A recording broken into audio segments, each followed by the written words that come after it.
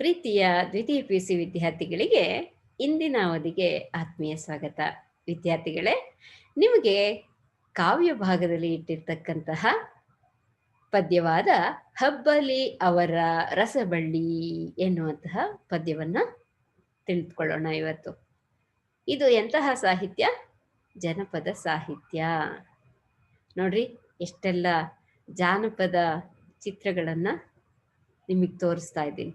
ಜನಪದದ ಬಗ್ಗೆ ನೀವು ಪ್ರೌಢಶಾಲೆಯಲ್ಲಿ ಈಗಾಗಲೇ ಸಾಕಷ್ಟು ತಿಳ್ಕೊಂಡಿದ್ದೀರಾ.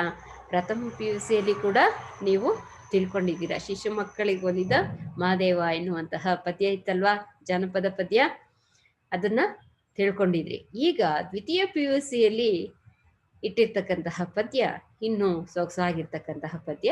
ಹಾಗಾದ್ರೆ ಈ ಪದ್ಯದ ಬಗ್ಗೆ ವಿಚಾರವನ್ನ ತಿಳ್ಕೊಳ್ಳೋದಕ್ಕೆ ಮೊದಲು ನಾವೇನ್ ಮಾಡ್ಬೇಕು? ಕವಿ ಕಾವ್ಯದ ವಿಚಾರವನ್ನ ಪರಿಚಯ ಮಾಡ್ಕೋಬೇಕು. ವಿದ್ಯಾರ್ಥಿಗಳೇ, ಕವಿ ಕಾವ್ಯ ಪರಿಚಯ ಅಂದಾಗ ಏನಿದೆ ನೋಡೋಣ. ಇದು ಒಬ್ಬ ಕವಿ ಬರೆದಿರ್ತಕ್ಕಂಥದ್ದಲ್ಲ, ಅಥವಾ ಒಬ್ಬ ವ್ಯಕ್ತಿ ರಚಿಸಿರ್ತಕ್ಕಂಥದ್ದಲ್ಲ.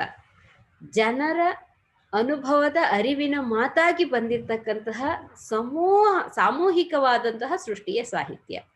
ಜನಪದ ಸಾಹಿತ್ಯ ಸಾಮೂಹಿಕ ಸೃಷ್ಟಿ. ಸಾಮೂಹಿಕ ಸೃಷ್ಟಿ ಅಂದ್ರೆ ಸಮುದಾಯದಲ್ಲಿ ಒಗ್ಗೂಡಿ ಒಂದೊಂದು ನುಡಿಗಲಿತು ಆದಂತಹ ಸಾಹಿತ್ಯ ಇದು. ಒಬ್ಬೊಬ್ರು ಒಂದೊಂದು ರೀತಿಯ ಅನುಭವದ ನುಡಿಮುತ್ತುಗಳನ್ನ ಆಯ್ದು ಹೆಕ್ಕಿ ತೆಗೆದಂತಹ ಒಂದು ಮುತ್ತಿನ ಸರವನ್ನು ಪೋಣಿಸಿದಂತಹ ಜನರ ಅನುಭವದ ಅರಿವಿನ ಆಣಿಮುತ್ತಿನ ಸಾಹಿತ್ಯ ಇದು ವಿದ್ಯಾರ್ಥಿಗಳೇ. ಜನಪದ ಸಾಹಿತ್ಯ ಅಂದ್ರೆ ಇದು ಸಾಮೂಹಿಕ ಸೃಷ್ಟಿ. ಒಬ್ಬ ವ್ಯಕ್ತಿಯಿಂದ ಆದದ್ದಲ್ಲ, ಸಮೂಹದಿಂದ ಸೃಷ್ಟಿಯಾಗಿರ್ತಕ್ಕಂಥದ್ದು. ಇದು ಅನಕ್ಷರಸ್ಥ ಜನಪದರ ನಾಲಿಗೆಯ ಮೇಲೆ ಜೀವಂತವಾಗಿರುವ ಕಂಠಸ್ಥ ಸಾಹಿತ್ಯ. ಅನಕ್ಷರಸ್ಥರು ಅಂದ್ರೆ ಅವ್ರಿಗೆ ಓದೋದಿಕ್ಕೆ ಬರೆಯೋದಿಕ್ಕೆ ಬರಲ್ಲ, ಅಕ್ಷರ ಜ್ಞಾನ ಇಲ್ಲದೆ ಇರ್ತಕ್ಕಂಥವ್ರು. ಅವರು ಅನಕ್ಷರಸ್ಥರು ಅಂದಾಕ್ಷಣಕ್ಕೆ ಅವರು ದಡ್ಡರಲ್ಲ, ತುಂಬಾ ಜ್ಞಾನಿಗಳು, ತುಂಬಾ ವಿದ್ಯಾವಂತರು. ಅಕ್ಷರ ಜ್ಞಾನ ಇಲ್ಲದೆ ಇರ್ತಕ್ಕಂಥವ್ರನ್ನೆಲ್ಲ ನಾವು ಮೂಢರು ಅಂತ ತಿಳ್ಕೊಳಕ್ ಆಗಲ್ಲ ವಿದ್ಯಾರ್ಥಿಗಳೇ. ಯಾಕಂದ್ರೆ ಹಿಂದಿನ ಕಾಲದಲ್ಲಿ ಇರ್ತಕ್ಕಂತಹ ಜ್ಞಾನದ ಮಟ್ಟ, ವಿಚಾರ ಮಟ್ಟ, ಬದುಕಿನ ಅನುಭವದ ಮಟ್ಟ ಇವೆಲ್ಲವೂ ಕೂಡ ತುಂಬಾ ಚೆನ್ನಾಗಿ ಅವರಾಗಿದ್ರು. ಅದಕ್ಕೋಸ್ಕರನೇ ನಮ್ಮ ಕನ್ನಡದ ಮೊಟ್ಟ ಮೊದಲ ಲಕ್ಷಣ ಗ್ರಂಥವಾದಂತಹ ಕವಿರಾಜ ಮಾರ್ಗದಲ್ಲಿ ಹೇಳ್ತಾನೆ ಕವಿರಾಜ ಮಾರ್ಗಕಾರ ಏನಂತ, ಕುರಿತೋದಯಂ ಕಾವ್ಯ ಪ್ರಯೋಗ ಪರಿಣತ ಮತಿಗಳ್ ಅಂತ ಹೇಳ್ತಾನೆ. ಅಂದ್ರೆ ಅವ್ರಿಗೆ ಅಕ್ಷರ ಜ್ಞಾನವೇ ಇರೋದೇ ಬೇಡ, ಅವ್ರು ಎಷ್ಟು ಚೆನ್ನಾಗಿ ಕಾವ್ಯವನ್ನ ಪಾಂಡಿತ್ಯದಲ್ಲಿ ರಚಿಸಿ ಹಾಡ್ತಾ ಇದ್ರು ಅಂದ್ರೆ ಅವರ ಜೀವನ ಅನುಭವ ವಿದ್ಯಾರ್ಥಿಗಳೇ. ಇವತ್ತು ನಾವು ಯಾವ್ದ್ಯಾವ್ದೋ ಒಂದೊಂದು ವಿಚಾರದಲ್ಲಿ ತಿಳ್ಕೊಂಡ್ಬಿಟ್ಟು ನಾವು ಮಾಸ್ಟರ್ ಡಿಗ್ರಿ ಮಾಡಿದ್ದೀವಿ, ಅಂತ ಸ್ಪೆಷಲಿಸ್ಟು, ಇಂಥ ಸ್ಪೆಷಲಿಸ್ಟು, ಇದ್ರಲ್ಲಿ ನಾನು ಸ್ಪೆಷಲೈಸೇಷನ್ ಅಂತ ಓದಿ ತಿಳ್ಕೊಂಡು ಹೇಳ್ಬಿಡ್ತೀವಿ. ಅದೊಂದು ಬಿಟ್ರೆ ನಮ್ಗೆ ಇನ್ನೇನು ಗೊತ್ತಿರಲ್ಲ. ಆದ್ರೆ ಈ ಜೀವನಾನುಭವ ಅನ್ನುವಂತಹ ಪಾಠ ಕಲಿಸುತ್ತಲ್ಲ, ಈ ಪಾಠದಲ್ಲಿ ಎಲ್ಲವೂ ಇಡೀ ಜೀವನವನ್ನೇ ಗೆದೆಯುವಂತಹ ಜ್ಞಾನ ಇರುತ್ತೆ. ಹಾಗಾಗಿ ಅಂತಹ ವಿಚಾರ ಇವರಲ್ಲಿ ಇರುತ್ತೆ. ಆಚಾರ ಕರಸಾಗಿ ನೀತಿಗೆ ಪ್ರಭುವಾಗಿ ಮಾತಿನಲ್ಲಿ ಚೂಡಾಮಣಿಯಾಗಿ ಬೆಳೆದಂತಹ ಜನಗಳು ಇವರೆಲ್ಲ. ಮಾತಿನಲ್ಲಿ ವಿಚಾರವಂತರಾಗಿದ್ರು, ಆಚಾರದಲ್ಲಿ ನುಡಿದಂತೆ ನಡೀತಾ ಇದ್ರು. ಅಂತಹ ಜೀವನದ ಅನುಭವದ ಅಮೃತವನ್ನ ಅವರು ತಮ್ಮ ಮಸ್ತಕವನ್ನೇ ಪುಸ್ತಕವನ್ನಾಗಿಸ್ಕೊಂಡಿದ್ರು. ಕಂಠದಲ್ಲಿ ಅವರ ಎಲ್ಲ ವಿಚಾರಗಳನ್ನ ನಾಲ್ಗೆ ತುದಿಲೇ ಇಟ್ಕೊಂಡಿರ್ತಾ ಇದ್ರು. ನಾವೇನಾದ್ರೂ ಕೇಳಿದ್ರೆ ಪೆನ್ ಬೇಕು, ಪುಸ್ತಕ ಬೇಕು, ಅಥವಾ ಕ್ಯಾಲ್ಕುಲೇಟರ್ ಬೇಕು, ಇಂತಹ ಲೆಕ್ಕಾಚಾರ ನಮ್ದು. ಆದ್ರೆ ಅವ್ರೇನ್ ಹಂಗೇನಿಲ್ಲ, ಮಸ್ತಕವನ್ನೇ ಪುಸ್ತಕವನ್ನಾಗಿಸಿಕೊಂಡಂತಹ ಜ್ಞಾನಿಗಳಾಗಿದ್ರು ಅವರಾಗಿ. ಹಾಗಾಗಿ ಕಂಠದಿಂದ ಕಂಠಜನ್ಯವಾಗಿ ಆ ಸಾಹಿತ್ಯ ಅನ್ನುವಂಥದ್ದು ಹೊರಗಡೆ ಬರ್ತಾ ಇತ್ತು. ಜೊತೆಗೆ ಕ್ರಿಯಾಮೂಲ ಸಾಹಿತ್ಯ ಇದು. ಕ್ರಿಯೆಯಿಂದ ಹುಟ್ಟಿ ಬರ್ತಾ ಇತ್ತು. ಈಗ ಅವರ ಬದುಕಿನ ಯಾವ ಕ್ರಿಯೆ ಮಾಡ್ತಾ ಇದ್ದಾರೆ ಅಂತಹ ಕ್ರಿಯೆಯಿಂದ, ಈಗ ಉದಾಹರಣೆಗೆ ಮೊದಲೆಲ್ಲ ನಾವು ವ್ಯವಸಾಯವನ್ನೇ ನಂಬ್ಕೊಂಡು ಬದುಕ್ತಾ ಇದ್ವಪ್ಪ. ಬಹುಪಾಲು ಜನ ವ್ಯವಸಾಯವನ್ನ ಬಿಟ್ಟು ಇನ್ನೊಂದು ವೃತ್ತಿ ಗೊತ್ತಿರ್ಲಿಲ್ಲ. ಯಾಕೆ ಅಂದ್ರೆ ಆಗಿನ ಕಾಲದಲ್ಲಿ ಇಷ್ಟೊಂದು ವಿಜ್ಞಾನ ಮತ್ತು ತಂತ್ರಜ್ಞಾನಗಳು ಮುಂದುವರೆದಿರ್ಲಿಲ್ಲ, ವಿದ್ಯಾಭ್ಯಾಸ ಇಷ್ಟೊಂದು ಪ್ರಗತಿಯ ಹಂತವನ್ನ ಕಂಡಿರ್ಲಿಲ್ಲ, ಮತ್ತೆ ಕೈಗಾರಿಕಾ ಕ್ಷೇತ್ರಗಳಾಗ್ಲಿ ಬೇರೆ ಬೇರೆ ಉದ್ಯಮಗಳಾಗ್ಲಿ ಇಷ್ಟೊಂದು ತೆರೆದಿಟ್ಕೊಂಡು ಅವಕಾಶಗಳು ಇರ್ಲಿಲ್ಲ ಜೀವನ ಸಾಗಿಸೋದಿಕ್ಕೆ. ನಮ್ಮ ಪಿತ್ರಾರ್ಜಿತ ಸೊತ್ತಲ್ಲಿ ಏನಿರುತ್ತೋ ಅದನ್ನ ನಾವು ಚೆನ್ನಾಗಿ ವ್ಯವಸಾಯ ಮಾಡಿ ಜೀವಿಸ್ತಾ ಇದ್ವಿ. ಆ ವ್ಯವಸಾಯ ಮಾಡ್ಬೇಕಾದ್ರೆ ಸಾಕಷ್ಟು ದೈಹಿಕ ಪರಿಶ್ರಮ ಆಗ್ತಾ ಇದ್ರು. ಆ ದೈಹಿಕ ಪರಿಶ್ರಮ ಮತ್ತೆ ಮಾನಸಿಕ ಪರಿಶ್ರಮ ಎರಡೂ ಕೂಡ ಮಾಯವಾಗ್ಬೇಕು ಅಂತ ಅಂದ್ರೆ ಅವ್ರು ಯಾವ ಕೆಲಸ ಮಾಡ್ತಿರ್ತಾರೋ ಆ ಕೆಲಸದ ವಿಚಾರವಾಗಿ ಅವರು ಸ್ವಲ್ಪ ಗೌಣವಾಗಿ ಬದುಕಿನ ಅನುಭವದ ಅರಿವನ್ನ ಅಲ್ಲಿ ಬಿತ್ತಿ ಬೆಳೀತಾ ಇದ್ರು. ಉದಾಹರಣೆಗೆ ಅವರು ವ್ಯವಸಾಯವನ್ನ ಮಾಡೋದಿಕ್ಕೆ ಮೊದಲು ನೇಗಿಲನ್ನ ಹೊಡಿತಾ ಇದ್ರು. ಆ ಹೊನ್ನ ಬಿತ್ತೇವ ಹೊಲಕ್ಕೆಲ್ಲ ಅಂತ ಹೇಳ್ತಾ ಬಿತ್ತುವಾಗ ಅವರು ಹರಗೋಣ ಬಾಹೊಲ ಹೊಸದಾಗಿ ವಿದ್ಯಾದ ಹೇಗೋ ಕಾಲ್ಕಸವಾಗಿ ಅಂತ ಹೇಳ್ತಾ ಆ ಅರಗುವಂತಹ ಪ್ರಕ್ರಿಯೆಯಲ್ಲಿ ಭೂಮಿಯನ್ನ ಹಸನ ಮಾಡುವಂತಹ ಕ್ರಿಯೆಯಲ್ಲಿ ಅವರು ಹೊನ್ನಾರು ಹೊಡೆಯುವಂತಹ ವಿಚಾರವನ್ನ ಮಾಡ್ತಿದ್ರು. ಆನಂತರ ಅದು ಹಸನ ಆದ್ಮೇಲೆ ಬೀಜ ಬಿತ್ತಿದ್ದಾದ್ಮೇಲೆ ಮತ್ತೆ ಸಸಿ ನಾಟಿದ್ದಾದ್ಮೇಲೆ ಕಳೆ ತೆಗೆಯುವಂತಹದ್ದು, ಆಮೇಲೆ ಕೊಯ್ಮೆ ಮಾಡುವಂತಹದ್ದು, ಕೊಯ್ಲನ್ನು ಮಾಡುವಂತಹದ್ದು, ಅಂತಹ ಎಲ್ಲ ವಿಚಾರಗಳಲ್ಲಿ ಸಾಹಿತ್ಯವನ್ನ ಪೋಣಿಸ್ತಾ ಇದ್ರು, ಹೇಳ್ತಾ ಇದ್ರು. ಅವ್ರಿಗೆ ಬೇಸರನೇ ಆಗ್ತಾ ಇರ್ಲಿಲ್ಲ. ಎಷ್ಟು ಇವತ್ತಿನ ಕಾಲದಲ್ಲಿ ನಾವು ಸಮೂಹ ಮಾಧ್ಯಮಗಳಿಗೆ ಮಾರು ಹೋಗ್ಬಿಟ್ಟಿದೀವಿ. ಬರೀ ಟಿವಿ ಸೀರಿಯಲ್ಲು ಇನ್ನೊಂದು ಮತ್ತೊಂದು ಇಂತಹ ವಿಚಾರಗಳ ಬಗ್ಗೆ ನಾವು ಹೆಚ್ಚೆಚ್ಚು ತಲೆ ಕೆಡಿಸ್ಕೊಳ್ತಾ ಇದ್ದೀವಿ ವಿದ್ಯಾರ್ಥಿಗಳೇ. ಅವತ್ತಿನ ಕಾಲದಲ್ಲಿ ಹಾಗೇನಿಲ್ಲ. ಅವರು ಒಬ್ರು ಒಂದೊಂದು ರೀತಿಯ ಅವರ ಪ್ರತಿಭೆಯನ್ನು ಹೊರಕಾಗ್ತಾ ಇದ್ರು. ಜನಪದ ಸಾಹಿತ್ಯ ಅಂದಾಕ್ಷಣಕ್ಕೆ ಕೇವಲ ಹಾಡುಗಳಷ್ಟೇ ಅಲ್ಲ, ಗಾದೆಗಳು, ಒಗಟುಗಳು, ಲಾವಣಿಗಳು, ಗೀಗಿ ಪದಗಳು ಇತ್ಯಾದಿ ಅನೇಕ ರೀತಿಯ ಕತೆ, ಖಂಡಕಾವ್ಯಗಳು, ಹೀಗೆ ನಾನಾ ರೀತಿಯ ಒಂದು ಪ್ರಕಾರಗಳನ್ನ ಒಳಗೊಂಡಿರ್ತಕ್ಕಂತಹ ಸಾಹಿತ್ಯ. ಇವರಲ್ಲಿ ಏನೋ ಒಂದು ಪ್ರತಿಭೆ ಹೊರಹೊಮ್ಮಿದೆ ಅಂದ್ರೆ ಇನ್ನೊಬ್ಬರಲ್ಲಿ ಇನ್ನೊಂದು ರೀತಿಯಲ್ಲಿ ಅವರು ಪ್ರತಿಭೆಯನ್ನು ಸೂಸ್ತಾ ಇದ್ರು. ಆಮೇಲೆ ಕುಟ್ಟುವಾಗ, ಬೀಸುವಾಗ, ಹೀಗೆ ಎಲ್ಲಾ ರೀತಿಯ ದೈಹಿಕ ಪರಿಶ್ರಮವನ್ನು ಅವರು ಹೊರಕಾಕುವಂತಹ ಸಂದರ್ಭದಲ್ಲಿ ಕ್ರಿಯೆಯ ಮೂಲವಾಗಿರ್ತಾ ಇತ್ತು ಈ ಸಾಹಿತ್ಯ. ಅವರ ಅನುಭವದ ವಿಚಾರವನ್ನ ಹೊರಕ್ಕೆ ಚೆಲ್ಲಿ ಜ್ಞಾನವನ್ನ ಅವರು ಪ್ರಸರಣ ಮಾಡ್ತಾ ಇದ್ರು. ಇದು ನಮ್ಮ ಸಂಸ್ಕೃತಿಯ ಸಾರ. ಸಂಸ್ಕೃತಿಯ ಸಾರ ಅಂದ್ರೆ ಒಂದು ರಸವತ್ತಾದಂತಹ ಭಾಗ. ಸಂಸ್ಕೃತಿ ಅಂದ್ರೇನು, ಪ್ರಕೃತಿ ಅಂದ್ರೇನು ವಿದ್ಯಾರ್ಥಿಗಳೇ?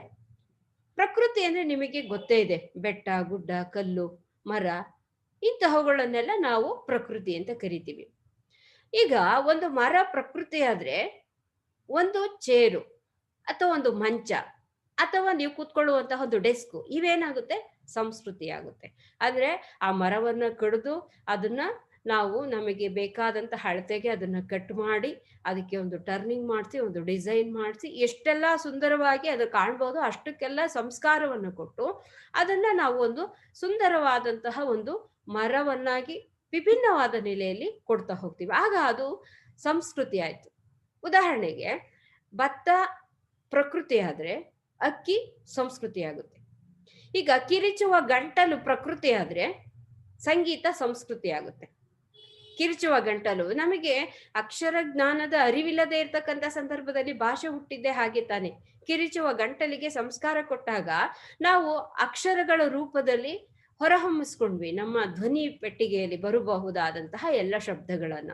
ಅ, ಪ, ಮ, ಯ, ರ, ಲ, ಇವೆಲ್ಲ ಏನೋ ಗೊತ್ತಿರಲ್ಲ, ಸುಮ್ನೆ ಹಾಗೆ ಧ್ವನಿಯೇ ಹೊರಹೊಮ್ಮಿದ್ರೆ ಏನೂ ಅಲ್ಲ.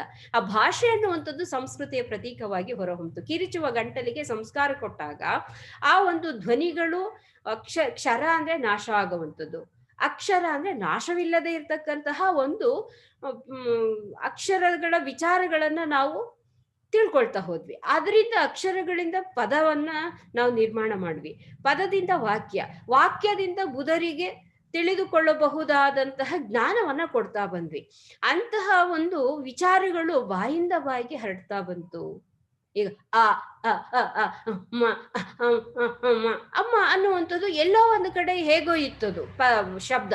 ಅದಕ್ಕೆ ನಾವು ಎರಡನ್ನ ಕೂಡಿಸಿದಾಗ ಅಮ್ಮ, ಅಮ್ಮ ಅಂದ್ರೆ ಈಕೆ ನಮಗೆ ಜನ್ಮ ನೀಡುವಂತಹಳು, ಜನನಿ. ಈ ರೀತಿಯಾಗಿ ಒಂದು ಕಿರಿಚುವ ಗಂಟಲಿಗೆ ಸಂಸ್ಕಾರ ಕೊಟ್ಟಾಗ ಆ ಶಬ್ದಗಳು ಒಂದು ಪದಗಳಾಗ್ತಾ ಬಂತು. ಪದಗಳಿಂದ ನಮ್ಗೆ ಅರ್ಥ ಇಂತಹದಕ್ಕೆ ಹೀಗೆ ಅಂತ ಹೇಳಿ ನಾವು ಕೋಡ್ ಲ್ಯಾಂಗ್ವೇಜ್ ತರ ಒಂದು ಸಂಸ್ಕೃತಿಯನ್ನ ನಿರ್ಮಾಣ ಮಾಡ್ಕೊಂಡ್ವಿ. ಒಂದು ಭಾಷೆ ಉಗಮ ಆಗೋದಕ್ಕೆ ಸಾವಿರಾರು ವರ್ಷಗಳ ಒಂದು ಪರಿಶ್ರಮ ಇರುತ್ತೆ ವಿದ್ಯಾರ್ಥಿಗಳೇ. ಎಲ್ಲ ಭಾಷೆಗಳಿಗಿಂತ ನಮ್ಮ ಕನ್ನಡ ಭಾಷೆಯು ಕೂಡ ಬಹಳಷ್ಟು ಪುರಾತನವಾದಂತಹ ಸಂಸ್ಕೃತಿಯನ್ನ ಒಳಗೊಂಡಿರ್ತಕ್ಕಂಥದ್ದು, ಪುರಾತನವಾದ ಒಂದು ಭಾಷೆ ಆಗಿರೋದ್ರಿಂದ ಅದಕ್ಕೊಂದು ಶಾಸ್ತ್ರೀಯ ಸ್ಥಾನಮಾನ ದೊರಕಿದೆ. ಯಾತಕ್ಕೆ ಅದೆಲ್ಲ ಹೆಂಗ್ ಬೆಳೆದ್ ಬಂತು ಅಂದ್ರೆ ಇದೆ.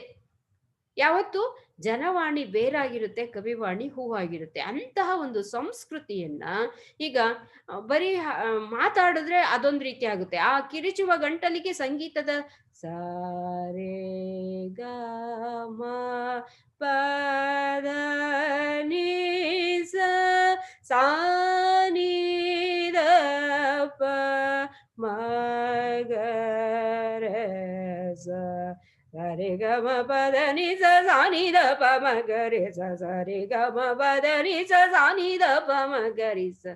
ಕೇಳೋದಕ್ಕೆ ಏನೋ ಒಂಥರ ಹಿಂಪು, ಅದೇ ಧ್ವನಿನೇ. ಯಾಕಾಯ್ತದು ಅಂದ್ರೆ ಒಂದು ಸಂಸ್ಕೃತಿ ಸಂಸ್ಕಾರ ಕೊಟ್ಟಿರೋದ್ರಿಂದ ಅದೊಂದು ಸಂಗೀತವಾಯ್ತು. ಕಿರಿಚುವ ಗಂಟಲಿಗೆ ಸಂಸ್ಕಾರವನ್ನ ಕೊಟ್ಟಾಗ ಅದು ಸಂಗೀತವಾಯ್ತು. ಇದು ಶಾಸ್ತ್ರೀಯ ಸ್ಥಾನಮಾನಗಳ, ಶಾಸ್ತ್ರೀಯ ಸಂಗೀತ ಅಂತ ಕರೆಸ್ಕೊಳ್ಳುತ್ತೆ. ಆದ್ರೆ ಇದಿಲ್ಲದೆ ಇರ್ತಕ್ಕಂಥ ಹೊತ್ತಿನಲ್ಲಿ ಜನರು ಅವರಿಗೆ ಬೇಕಾದಂತಹ ರೀತಿಯಲ್ಲಿ ರಾಗಗಳನ್ನ ಹಾಕೊಳ್ತಾ, ಮತ್ತೆ ಅವರು ಇಷ್ಟಪಡುವಂತಹ ಭಾವನೆಗಳನ್ನ, ಅವರ ಬದುಕಿಗೆ ಸಂಬಂಧಿಸಿದ ಅನುಭವದ ಅರಿವಿನ ಸಾರವನ್ನು ಎಷ್ಟು ಸೊಗಸಾಗಿ ಅವರು ಈ ರೂಪ ಕೊಟ್ಟು ಬಿಟ್ಟಿದ್ದಾರೆ ವಿದ್ಯಾರ್ಥಿಗಳೇ. ಇದು ಬೆಲೆ ಕಟ್ಟಲಾಗದೆ ಇರ್ತಕ್ಕಂತಹ ಅನರ್ಘ್ಯವಾದ ರತ್ನ. ಪ್ರತಿಯೊಬ್ಬ ಮನುಷ್ಯನ ರಕ್ತದ ಕಣಕಣಗಳಲ್ಲಿಯೂ ಈ ದೇಶೀಯ ಸಂಸ್ಕೃತಿ ಅನ್ನೋದು ಮಿಳಿತವಾಗಿರುತ್ತೆ. ನೀವೀಗ ನಾನು ಈ ಪದ್ಯ ಹೇಳ್ಕೊಡೋದೇ ಬೇಡ, ನಾನು ಒಂದ್ಸತಿ ಹೇಳ್ಬಿಟ್ರೆ ಕ್ಲಾಸ್ ರೂಮ್ ಅಲ್ಲಿ ಇಷ್ಟು ವರ್ಷಗಳ ವಿದ್ಯಾರ್ಥಿಗಳು ಎಷ್ಟು ಸೊಗಸಾಗಿ ಹೇಳ್ತಾ ಇದ್ರು. ನೀವು ಕೂಡ ಕ್ಲಾಸ್ ರೂಮ್ ಅಲ್ಲಿ ಆಗಿದ್ರೆ ಈ ಪದ್ಯವನ್ನು ಅಷ್ಟೇ ಚೆನ್ನಾಗಿ ಎಂಜಾಯ್ ಮಾಡ್ತಿದ್ರಿ. ಈಗ್ಲೂ ಏನ್ ತಪ್ಪಿಲ್ಲ ವಿದ್ಯಾರ್ಥಿಗಳೇ. ಮತ್ತೆ ಕಾಲೇಜು ಶುರುವಾದಾಗ ಬೇಕಾದ್ರೆ ಹಾಡಿವ್ರಿಂತೆ. ಆದ್ರೆ ಈಗ ಈ ಕ್ಲಾಸ್ ಮಾಡುವ ಸಂದರ್ಭದಲ್ಲಿ ಕೂಡ ನಿಮ್ಗೆ ನಾನು ಆ ಪದ್ಯಗಳನ್ನ ಹೇಳ್ದಾಗ ಹೇಳ್ಬೇಕು ಅನ್ಸಿದ್ರೆ ನೀವು ಅಭ್ಯಾಸ ಮಾಡ್ಕೊಂಡು ಕಲಿಕೆಯನ್ನ ನೀವು ಎಂಜಾಯ್ ಮಾಡ್ಕೊಳ್ತಾ ಹೋದಾಗ, ಅದನ್ನ ನೀವು ಇಷ್ಟಪಡ್ತಾ ಹೋದಾಗ ಖಂಡಿತ ನಿಮ್ಗೆ ಆನ್ಲೈನ್ ಕ್ಲಾಸ್ ಬೋರ್ ಆಗಕ್ ಸಾಧ್ಯತೆ ಇಲ್ಲ. ಯಾಕಂದ್ರೆ ನಾವು ಆನ್ಲೈನ್ ಕ್ಲಾಸಿಗೆ ಅಂತ ಹೇಳ್ಬಿಟ್ಟು ಯಾವುದೇ ರೀತಿ ಉದಾಸೀನವಾಗಿ ಕ್ಲಾಸ್ ಮಾಡ್ತಾ ಇಲ್ಲ. ಮೊದಲು ತರಗತಿಯಲ್ಲಿ ಯಾವ ರೀತಿ ಒಂದು ಪರಿಶ್ರಮ ಆಗ್ತಿದ್ವೋ ಅಂತಹದ್ದೇ ಪರಿಶ್ರಮವನ್ನ ಹಾಕಿ ನಿಮ್ಗೆ ವಿಷಯವನ್ನ ಮುಟ್ಟಿಸ್ಬೇಕು. ಹೇಗಾದ್ರೂ ನಮ್ಮ ಮಕ್ಕಳು ಮುಚ್ಕೊಂಡಿರ್ತಕ್ಕಂತಹ ಕದವನ್ನ ತೆರಿಬೇಕು, ಅವರ ಹೃದಯಕ್ಕೆ ನಾವು ಹತ್ರ ಆಗ್ಬೇಕು, ಅವ್ರ ಹೃದಯವನ್ನ ಮುಟ್ಟಬೇಕು ಅಂತ ಹೇಳಿ ಸಾಕಷ್ಟು ರೀತಿಯ ಪರಿಶ್ರಮವನ್ನ ಹಾಕಿ ಕ್ಲಾಸ್ ಮಾಡ್ತಾ ಇರ್ತೀವಿ ವಿದ್ಯಾರ್ಥಿಗಳೇ. ಖಂಡಿತ ನೀವು ಈ ನಮ್ಮ ಪರಿಶ್ರಮವನ್ನ ಉದಾಸೀನ ಮಾಡಿದ್ರೆ ನಿಮಗ್ ನೀವೇ ಮೋಸ ಮಾಡ್ಕೊಂಡಂಗಾಗುತ್ತೆ. ಯಾಕಂದ್ರೆ ನಾವು ಕೇವಲ ನೋಡೋರಷ್ಟೇ ಆಗಿರ್ತೀವಿ, ನೀವು ಅನುಭವಿಸೋರಾಗಿರ್ತೀರ. ನಿಮ್ಗೆ ಒಳ್ಳೆ ಮಾರ್ಕ್ಸ್ ಬಂದ್ರೆ ನಿಮ್ಮ ಜೀವನದುದ್ದಕ್ಕೂ ಅದು ನಿಮ್ಮ ಫಲಾನುಭವದ ಅನುಭವಿಗಳು ನೀವಾಗಿರ್ತೀರ. ಆಸೆ ನಮ್ದಷ್ಟೇ, ಬದುಕು ನಿಮ್ದಾಗಿರುತ್ತೆ ವಿದ್ಯಾರ್ಥಿಗಳೇ. ಹಾಗಾಗಿ ಖಂಡಿತ ನೀವು ಉದಾಸೀನ ಮಾಡಬೇಡಿ. ಎಲ್ಲಾ ವಿಚಾರಗಳ ಆನ್ಲೈನ್ ತರಗತಿಗಳನ್ನ ಚೆನ್ನಾಗಿ ತಿಳ್ಕೊಳ್ಳಿ. ಇಂತಹ ಒಂದು ಪದ್ಯಗಳನ್ನ ಮಾಡುವಾಗ ಅವಕಾಶ ಸಿಕ್ಕಾಗ ವಿಚಾರಕ್ಕಾಗಿ ವಿಚಾರ ಹೇಳಿದೆ ವಿದ್ಯಾರ್ಥಿಗಳೇ. ಮತ್ತೆ ಅದೇ ವಿಚಾರಗಳನ್ನ ನಿಮ್ಮ ಮನಸ್ಸು ಅರಳೋದಿಕ್ಕೋಸ್ಕರ ಬಳಸ್ಕೊಳ್ಳಿ, ನರಳಿಸ್ಕೊಳ್ಬೇಡಿ ಅಂತ ಹೇಳ್ತಾ ಇದ್ದೀನಿ. ಯಾವುದೇ ಅಂಶನೇ ಆಗ್ಲಿ ಸುಖ ಅನ್ನುವಂಥದ್ದು ಹಾಗೆ ಸಿಕ್ಕಲ್ಲ. ಕೈ ಕೆಸರಾದ್ರೆ ಬಾಯಿ ಮೊಸರು, ಅದನ್ನೇ ಜಾನಪದ ಸಾಹಿತ್ಯ ಅಂತ ಹೇಳೋದು. ಹಾಗಾಗಿ ಜನಪದ ಸಾಹಿತ್ಯ ಅಂದ್ರೆ ಕೇವಲ ಹಾಡಲ್ಲ, ಗಾದೆ ಮಾತು, ಲಾವಣಿ, ಗೀಗಿ ಪದ, ಕತೆ, ಇಂತಹ ಅನೇಕ ಪ್ರಕಾರಗಳು ಇರ್ತವೆ ವಿದ್ಯಾರ್ಥಿಗಳೇ. ಇಂತಹ ಈ ಒಂದು ಅಂಶಗಳು ನಮ್ಮ ದೇಶದ ಬಹುಸಂಖ್ಯಾತರ ಆಶೋತ್ತರಗಳ ಪ್ರತೀಕವೂ ಕೂಡ ಆಗಿರುತ್ತೆ. ನಮ್ಮ ದೇಶದ ಜನಗಳ ಒಂದು ಬದುಕಿನ ಭಾವನೆಗಳು. ಉದಾಹರಣೆಗೆ ನಾವು ಗಣರಾಜ್ಯೋತ್ಸವನ್ನ ನೋಡ್ತಾ ಇದ್ದಂತ ಸಂದರ್ಭದಲ್ಲಿ ಅಲ್ಲಿ ಪೆರೇಡ್ ಬರುತ್ತೆ ನೋಡ್ರಿ, ದೆಹಲಿಯಿಂದ ಬರ್ಬೇಕಾದ್ರೆ ಎಷ್ಟೊಂದು ಜಾನಪದ ಸಂಸ್ಕೃತಿಗಳನ್ನ ನಾವು ನೋಡ್ತೀವಿ. ಪ್ರತಿಯೊಂದು ದೇಶದ, ಪ್ರತಿಯೊಂದು ಈ ಜಗತ್ತಿನ ನಾನಾ ಮೂಲೆಗಳಲ್ಲಿ ಕೂಡ ಇಂತಹ ಜನಪದ ಸಾಹಿತ್ಯಗಳು ಇದಾವೆ. ನಮ್ಮ ರಾಜ್ಯಗಳಲ್ಲಿ, ವಿಭಿನ್ನವಾದಂತಹ ರಾಜ್ಯಗಳಲ್ಲಿ ವಿಭಿನ್ನವಾದ ನೆಲೆ ಇದೆ. ನಾವು ವಿಭಿನ್ನವಾದ ಒಂದು ಸಂಸ್ಕೃತಿಗಳನ್ನ ಒಳಗೊಂಡಿದ್ರು ಏಕತೆಯಲ್ಲಿ ವೈವಿಧ್ಯತೆಯನ್ನ, ವಿವಿಧತೆಯನ್ನ ನಾವು ಕಾಣುವಂತಹ ದೇಶದ ಸಂಸ್ಕೃತಿ. ಇಂತಹ ಜನಪದ ಸಂಸ್ಕೃತಿ ಅನ್ನುವಂಥದ್ದು ನಮ್ಮ ಬದುಕಿಗೆ ಹಾಸುಹೊಕ್ಕಾಗಿದೆ ವಿದ್ಯಾರ್ಥಿಗಳೇ. ಕೇವಲ ಕರ್ನಾಟಕದಲ್ಲಿ ಮಾತ್ರ ಅಲ್ಲ, ಇಡೀ ಭಾರತದಲ್ಲಿ, ಇಡೀ ಜಗತ್ತಿನಾದ್ಯಂತಹ ಅವರದೇ ಆದಂತಹ ಒಂದು ಜನಪದ ಸಂಸ್ಕೃತಿ ಅನ್ನುವಂಥದ್ದು ಇರುತ್ತೆ. ಅಂತಹ ಒಂದು ಜನಪದ ಸಂಸ್ಕೃತಿಯ ಅಂತರಾಳದಲ್ಲಿ ಇವುಗಳು ಬೇರು ಬಿಟ್ಟಿರ್ತವೆ. ಆ ಬೇರು ಬಿಟ್ಟಂತಹ ವಿಚಾರಗಳೇ ಜಾನಪದ ಸಾಹಿತ್ಯವಾಗಿ ಹೊರಹೊಮ್ಮಿತು ಅಂತ ಹೇಳ್ಬೋದು. ಈ ಜನಪದ ಗೀತೆಗಳು ಜನಪದ ಸಾಹಿತ್ಯದ ಒಂದು ಮುಖ್ಯ ಪ್ರಕಾರ ಅಂತ ಹೇಳ್ತಾರೆ. ಯಾಕಂದ್ರೆ ಎಂತವ್ರಿಗೂ ಕೂಡ ಕೇಳ್ಮೆ ಅನ್ನುವಂಥದ್ದು ಹೃದಯಕ್ಕೆ ಹತ್ತಿರವಾಗಿರುತ್ತೆ ಅಲ್ವಾ. ಕೇಳೋದಿಕ್ಕೆ ಕಿವಿಗೆ ತಂಪಾಗಿರುತ್ತೆ, ಹೃದಯಕ್ಕೆ ಹಿಂಪಾಗಿರುತ್ತೆ. ಇಂತಹ ಒಂದು ಜನಪದ ಸಾಹಿತ್ಯ ಪ್ರಕಾರದಲ್ಲಿ ಹೇಳ್ತಾರೆ, ಹೆಂಗಸರ ಹಾಡು, ಗಂಡಸರ ಹಾಡು ಹಾಗೂ ಮಕ್ಕಳ ಹಾಡು ಅನ್ನುವಂತಹ ರೀತಿಯಲ್ಲಿ ವಿಭಾಗ ಮಾಡ್ಕೊಂಡಿರ್ತಾರೆ ಅಂತ ಹೇಳ್ತಾರೆ. ಹೌದು, ಈಗ ಹೆಣ್ಣು ಮಕ್ಕಳ ದುಃಖವನ್ನ ಹೆತ್ತವ್ವ ಬಲ್ಲಾಳು ಅಂತ ಹೇಳಿದಾಗ ಹೆಣ್ಣು ಮಕ್ಕಳ ದುಃಖದ ವಿಚಾರವನ್ನ ಹೆಣ್ಣಾಗಿ ಅವಳು ಅನುಭವಿಸುವಂತಹ ನೋವನ್ನ ಹೇಳ್ತಾಳೆ. ಬಾಲಕರಿಲ್ಲದ ಬಾಳಿದ್ಯಾತರ ಜನ್ಮ, ಬಾಡಿಗೆ ಹೆತ್ತು ದುಡಿದಂಗ ಬಾಳೆಲೆ ಹಾಸುಂಡ ಬೀಸಿ ಹೋಗಿದಂಗ ಅಂತ ಹೇಳ್ತಾಳೆ. ಒಬ್ಬ ಹೆಣ್ಣಾಗಿ ಅವಳು ನೋವನ್ನ ಹೇಳ್ಕೊಳ್ತಾಳೆ. ಹೆಣ್ಣಾಗಿ ಹುಟ್ಟೋಕ್ಕಿಂತ ಮಣ್ಣಾಗಿ ಹುಟ್ಟಿದರೆ ಮಣ್ಣಿನ ಮೇಲೊಂದೋ ಮರವಾಗಿ, ಮಣ್ಣಿನ ಮೇಲೊಂದೋ ಮರವಾಗಿ ಪುಣ್ಯವಂತರಿಗೆ ನೆರಳಾದೇನ ಅಲ್ವಾ. ಇನ್ನ ಮತ್ತೆ ಹೇಳ್ತಾರೆ, ಹೆಣ್ಣು ಹಡೆಯಲಿ ಬ್ಯಾಡ ಹೆರವರಿಗೆ ಕೊಡ ಬ್ಯಾಡ, ಸಿಟ್ಟಾಗಿ ಶಿವಗ ಬೈ ಬ್ಯಾಡ, ಸಿಟ್ಟಾಗಿ ಶಿವಗ ಬೈ ಬ್ಯಾಡ, ಹಡೆದವ್ವ ಹೆಣ್ಣು ಹೋಗಾಗ ಹಳಬೇಡ. ಎಷ್ಟ್ ಚೆನ್ನಾಗಿ ಹೆಂಗಸರು ಭಾವನೆಗಳನ್ನ ಅಲ್ಲಿ ತಾಯಿ ತನ್ನ ರೀತಿ ನೀತಿಗಳಲ್ಲಿ ಹೇಳುವಂಥದ್ದು. ಹಾಗೆ ಗಂಡಸರ ಭಾವನೆಗಳನ್ನ ಕುರಿತು ಗಂಡಸರ ಹಾಡುಗಳು, ಮಕ್ಕಳ ವಿಚಾರಗಳನ್ನ ಕುರಿತು ಹೇಳುವಂತಹದ್ದು. ಹೀಗೆ ಆಡಿಬಾ ನನ್ನ ಕಂದ ಅಂಗಾಲ ತೊಳೆದೇನು, ತೆಂಗಿನಕಾಯ ತಿಳಿನೀರ ತಕ್ಕೊಂಡು ಬಂಗಾರದ ಮೋರೆ ತೊಳೆದೇನು. ಎಷ್ಟು ಚೆನ್ನಾಗಿ ಇರುತ್ತೆ. ಹಸಿರಂಗಿ ತೊಟ್ಕೊಂಡು ಹಾಲ್ಗಡಲ ತೊಟ್ಕೊಂಡು ಬರುವಂತಹದ್ದು, ಬೆಳ್ಳಕ್ಕಿ ಹಿಂಡು ಬೆದರಾವು ಅನ್ನುವಂತಹ ರೀತಿಯಲ್ಲಿ ಒಂದು ಮಗುವನ್ನ ಎಷ್ಟು ಸೊಗಸಾಗಿ ತಾಯಿ ಮುದ್ದಿಸಿ ಹಾಡುವಂತಹ ವಿಚಾರಗಳು, ಸಾಕಷ್ಟು ಅಂಶಗಳು ಜಾನಪದ ಸಾಹಿತ್ಯದಲ್ಲಿ. ಒಬ್ಬ ಮನುಷ್ಯನಲ್ಲಿ ತಲೆಯಲ್ಲಿ ಎಷ್ಟು ಕೂದಲಿರುತ್ತೋ ಅಂತಹ ವಿಚಾರದಷ್ಟು ಜಾನಪದ ಸಾಹಿತ್ಯದಲ್ಲಿ ಇದೆ. ಇದನ್ನೇ ನೀವು ಕಳೆದ ವರ್ಷದಲ್ಲಿ ಬೋಳೆಶಂಕರ ನಾಟಕದಲ್ಲಿ ಹೇಳ್ತಾರಲ್ಲ, ಬೋಳೆಶಂಕರ ತಪ್ಪು ಮಾಡಿರ್ತಕ್ಕಂತಹ ವ್ಯಕ್ತಿಗಳಿಗೆ ನಾವು ಬುದ್ಧಿ ಕಲಿಸ್ಬೇಕು ಅಂದ್ರೆ ಏನ್ ಮಾಡೋದು, ನಿಮ್ಗೇನೋ ಕಾನೂನು ಬೇಕಿಲ್ಲ, ಅಂತಹ ರಾಜ್ಯ ನೀವು ಮಾಡ್ತೀವಿ ಅಂತ ಹೇಳ್ತಾ ಹೋದ್ರೆ ನಾಣ್ಯಗಳು ಬೇಕಿಲ್ಲ, ಕಾನೂನು ಬೇಕಿಲ್ಲ, ಇಂತಹ ರೀತಿಯ ನಾಣ್ಯ ಜಗತ್ತನ್ನ ನೀವು ಸೃಷ್ಟಿ ಮಾಡ್ತೀರಾ ಅಂದ್ರೆ ಮತ್ತೆ ತಪ್ಪು ಮಾಡಿದವ್ರಿಗೆ ಹೇಗೆ ನಾವು ಬುದ್ಧಿ ಕಲ್ಸೋದು ಅಂದ್ರೆ ಅವಾಗ ಬೋಳೆಶಂಕರ ಹೇಳ್ತಾರೆ ನೋಡ್ರಿ ಏನಂತ, ಕೂದ್ಲಿಗೊಂದು ಗಾದೆ ತಿಳಿದಿರ್ತಕ್ಕಂತಹವ್ರು ನೀವೇ ಎಲ್ಲಾರ್ಗೂ ಗಾದೆ ಮುಖಾಂತರ ಬುದ್ಧಿ ಹೇಳ್ಬಹುದು ಅಂತ ಹೇಳ್ತಾರಲ್ಲ. ಅಂದಾಗ ಕಿರಿದರಲ್ಲಿ ಪಿರಿದರ್ಥವನ್ನ ಹೇಳುವಂತಹ ಅಪಾರವಾದ ಜೀವನದ ಅಮೃತದ ಸುದೆ ಬಾಯಿಂದ ಬಾಯಿಗೆ, ಪೀಳಿಗೆಯಿಂದ ಪೀಳಿಗೆಗೆ ಕಂಠಸ್ಥವಾಗಿ ಬಂದಂತಹ ಸಾಹಿತ್ಯ ಇದು. ಕಂಠ ಜನ್ಯದಲ್ಲಿ ಕಂಠ ಮೂಲವಾಗಿ, ಅಂದ್ರೆ ಕಂಠ ಅಂದ್ರೆ ನಮ್ಮ ಧ್ವನಿಯಿಂದ ಹೊರಗಡೆ ಬರುವಂತಹ ಸಾಹಿತ್ಯ, ಧ್ವನಿ ವಿಶೇಷತೆಯನ್ನ ಒಳಗೊಂಡಿರ್ತಕ್ಕಂತಹ ಸಾಹಿತ್ಯ ಇದಾಗಿದೆ. ಇದರಲ್ಲಿ ತ್ರಿಪದಿಗಳದ್ದು ಸಿಂಹಪಾಲು ಅಂತ ಹೇಳ್ತಾರೆ. ತ್ರಿ ಅಂದ್ರೆ ಎಷ್ಟು? 3. ಆ ತ್ರಿಪದಿಗಳು ಸಿಂಹಪಾಲು ಅಂದ್ರೆ ಹೆಚ್ಚಿನ ಎಲ್ಲರ ಮನಸ್ಸಿಗೂ ಇಷ್ಟ ಆಗುವಂಥದ್ದು ತ್ರಿಪದಿಗಳು. ನೀವು ಅಷ್ಟೇ ಕ್ಲಾಸ್ ರೂಮಲ್ಲಿ ಇದನ್ನ ಕೇಳಿ ನಾನು ಹೇಳೋದು ಶುರು ಮಾಡಿದ್ರೆ ಸಾಕು, ಮಿಸ್ ನಾವು ಆಡ್ಬೇಕು ಮಿಸ್, ತುಂಬಾ ಚೆನ್ನಾಗಿದೆ ಮಿಸ್ ಅಂತ ಇಷ್ಟಪಟ್ಟು ಹಾಡುವಂತಹ ಪದ್ಯ ಇದಾಗಿತ್ತು. ಇಷ್ಟು ವರ್ಷಗಳ ಬ್ಯಾಚ್ ಅಲ್ಲಿ ಇರ್ತಕ್ಕಂತಹ ವಿದ್ಯಾರ್ಥಿಗಳು ಇದನ್ನು ತುಂಬಾ ಕ್ಲಾಸ್ ರೂಮ್ ಅಲ್ಲಿ ಎಂಜಾಯ್ ಮಾಡಿ ಕಲ್ತಂತಹ ಪದ್ಯ ಇದಾಗಿತ್ತು. ಹಾಗಾಗಿ ಅಂತಹ ಆ ತ್ರಿಪದಿಗಳು ನಿಮ್ಗೂ ಇಷ್ಟ ಆಗುತ್ತೆ. ಯಾಕಂದ್ರೆ ನಮ್ಮ ರಕ್ತದ ಕಣಕಣದಲ್ಲಿ ಕೂಡ ಈ ಎಲ್ಲ ವಿಚಾರಗಳು ಮಿಳಿತವಾಗಿರುತ್ತೆ ವಿದ್ಯಾರ್ಥಿಗಳೇ. ನಮ್ಮ ದೇಶದ ಸಂಸ್ಕೃತಿ ಅನ್ನುವಂತಹದ್ದು ಹಾಗೆ.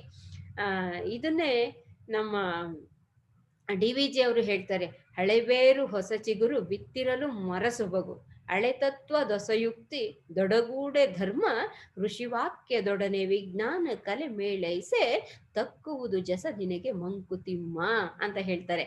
ಅಂದ್ರೆ ಇಲ್ಲಿ ಕವಿವಾಣಿ ಹೂವಾಗಿದ್ರು ಕೂಡ ಜನವಾಣಿ ಏನಾಗಿರುತ್ತೆ?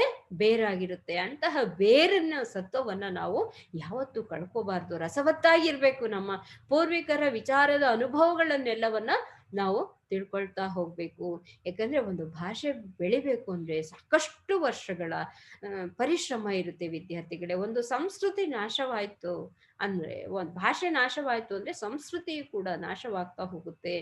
ಹೀಗೆ ಕುಣಿಯುವ ಕಾಲಿಗೆ ನಾವು ಸಂಸ್ಕಾರ ಕೊಟ್ಟಾಗ ಅದು ಒಂದು ನೃತ್ಯ ಆಗುತ್ತೆ. ಕಿರುಚುವ ಗಂಟಲಿಗೆ ಒಂದು ಸಂಸ್ಕಾರ ಕೊಟ್ಟಾಗ ಅದು ಸಂಗೀತವಾಗುತ್ತೆ, ಭಾಷೆ ಆಗುತ್ತೆ. ಹೀಗೆ ಇಂತಹ ರೀತಿಯಲ್ಲಿ ತ್ರಿಪದಿಗಳು ಹೆಚ್ಚು ಪ್ರಥಮ ಸ್ಥಾನವನ್ನ ಪಡ್ಕೊಂಡಿದ್ದಾವೆ. ಕೇಳುಗರಿಗೆ ಇಷ್ಟ ಆಗುವಂಥದ್ದು 3 ಸಾಲುಗಳನ್ನ ಉಳ್ಳಂತಹ ಆಡುಗಬ್ಬ ಸಾಹಿತ್ಯ ಇದು. ನಿಮ್ಗಿಟ್ಟಿರ್ತಕ್ಕಂತಹ ಈ ಹಬ್ಬಲಿ ಅವರ ರಸಬಳ್ಳಿ ಅನ್ನುವಂತಹ ಪದ್ಯವು ಕೂಡ ಹಾಡುಗಬ್ಬ. ಇದು ತ್ರಿಪದಿ ಅತ್ಯಂತ ಸರಳ ಸುಂದರ ಪದ ಲಾಲಿತ್ಯಗಳಿಂದ ಕೂಡಿದ ಪದ್ಯದ ಸಾಹಿತ್ಯ ಇದಾಗಿದೆ. ಹೌದು, ತುಂಬಾ ಸರಳವಾಗಿದೆ, ಸುಂದರವಾಗಿದೆ.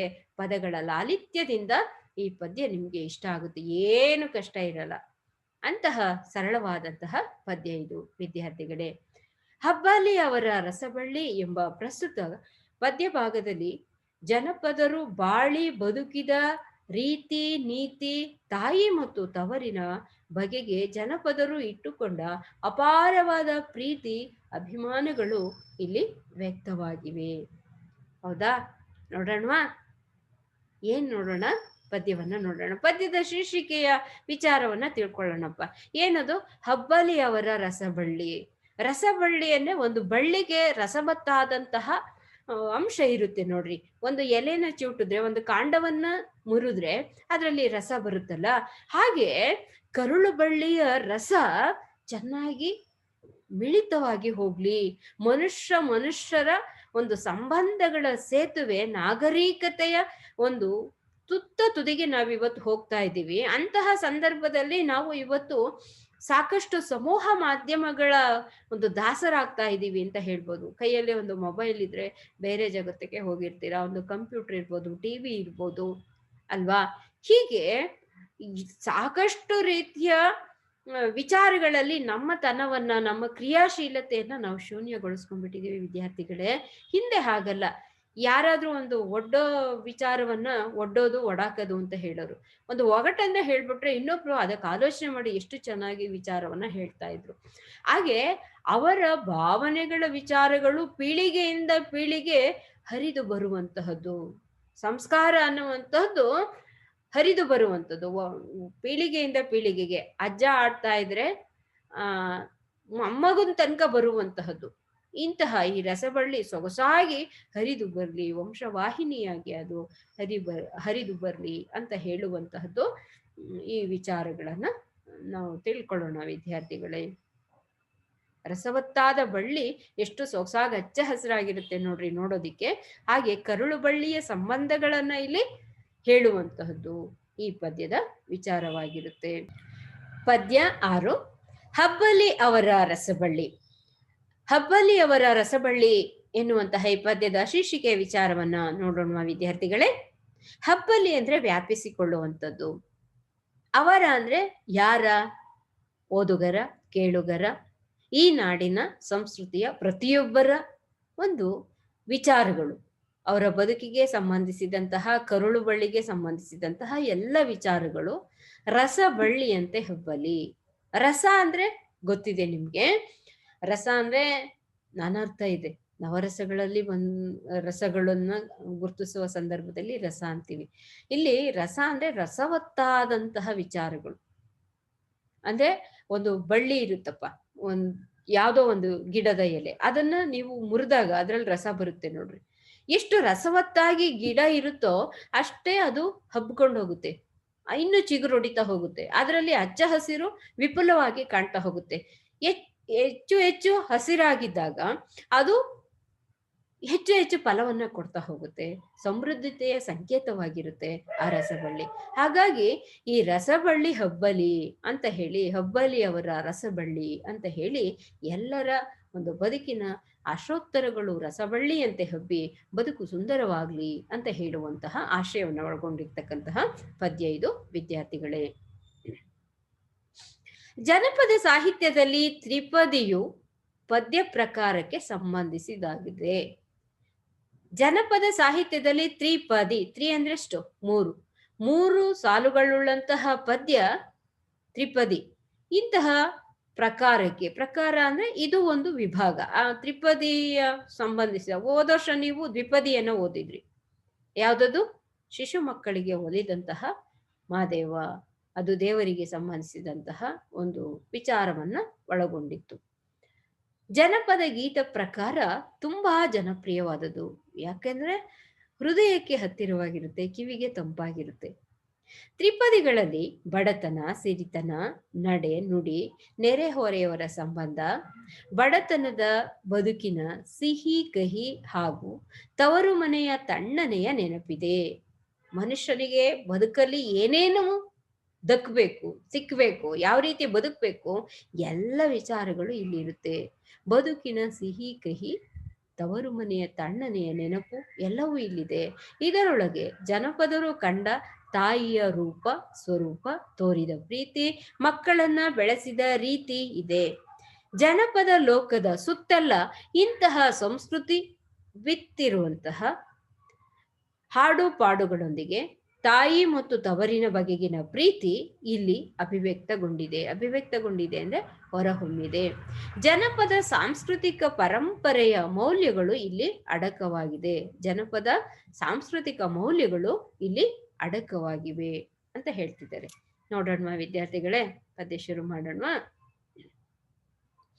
ಇವತ್ತು 3 ಸ್ಟ್ಯಾನ್ಸಗಳನ್ನ ಮಾತ್ರ ಮಾಡ್ತೇನೆ. ಆಕರ ಕೃತಿ ಯಾವುದು? ಇದಕ್ಕೆ ಸಂಬಂಧಿಸಿದಂತಹ ಗರತಿಯ ಹಾಡು ಎನ್ನುವಂತಹ ತ್ರಿಪದಿಗಳ ಸಂಗ್ರಹವನ್ನ ಸಂಪಾದನೆ ಮಾಡಿರ್ತಕ್ಕಂತಹ ಸಂಪಾದಕರು ಯಾರಪ್ಪ? ಹಲಸಂಗಿ ಗೆಳೆಯರು. ಪ್ರಕಾಶಕರು ಯಾರು? ಕನ್ನಡ ಸಾಹಿತ್ಯ ಪರಿಷತ್ತು, ಪಂಪ ಮಹಾಕವಿ ರಸ್ತೆ, ಚಾಮರಾಜಪೇಟೆ, ಬೆಂಗಳೂರು. ಇದು 2002ನೇ ಮುದ್ರಣದಿಂದ ಈ ಒಂದು ಕೃತಿ ಇದೆ. ಈ ಕೃತಿಯಿಂದ ಆಯ್ದುಕೊಂಡಂತಹ ಹಾಡುಗಳೇ ಯಾವುದು? ಹಬ್ಬಲಿಯವರ ರಸಬಳ್ಳಿಯ ಒಂದು ತ್ರಿಪದಿಗಳ ಗುಚ್ಛವಾಗಿದೆ ವಿದ್ಯಾರ್ಥಿಗಳೇ. ಇದರಲ್ಲಿ ಬರುವಂತಹ ಕಠಿಣ ಪದಗಳನ್ನ ಒಮ್ಮೆ ನೋಡೋಣ. ಬಯಲಾಗೆ ಅಂದ್ರೆ ಕಡಿಮೆಯಾಗು, ಪುತ್ಥಳಿ ಅಂದ್ರೆ ವಿಗ್ರಹ, ಬೊಂಬೆ, ನೆರೆಯ, ಅಕ್ಕಪಕ್ಕದ, ಎಂಜಲು ಅಂದ್ರೆ ಉಂಡು ಬಿಟ್ಟ ಆಹಾರ, ಹೋಲು ಅಂದ್ರೆ ಹೋಲಿಕೆ, ಕೊಳ್ಳಿ ಅಂದ್ರೆ ಉರಿಯುವ ಕಟ್ಟಿಗೆಯ ತುಂಡು, ನೆನೆ ಅಂದ್ರೆ ಸ್ಮರಿಸು, ಯಾಳಿ ಅಂದ್ರೆ ಸಮಯ, ಸಂಪದ ಅಂದ್ರೆ ಸಂಪತ್ತು, ಕುದ್ದರಗೇಡಿ ಅಂದ್ರೆ ಮಹಾದುಷ್ಟ. ಸುಮ್ಮನೆ ಅರ್ಥ ಇಲ್ಲಿ ಹೇಳಿದ್ದೀನಿ, ನಿಮ್ ಕಿವಿ ಮೇಲೆ ಬಿದ್ದಿರ್ಲಿ ಅಂತ. ಆ ಸಂದರ್ಭಕ್ಕೆ ನಿಮ್ಗೆ ಹೊಳೆಯುತ್ತೆ ಅರ್ಥ, ಮತ್ತು ಹಾಗೂ ನಾನು ಕೂಡ ಹೇಳಿರ್ತೀನಿ ವಿದ್ಯಾರ್ಥಿಗಳೇ.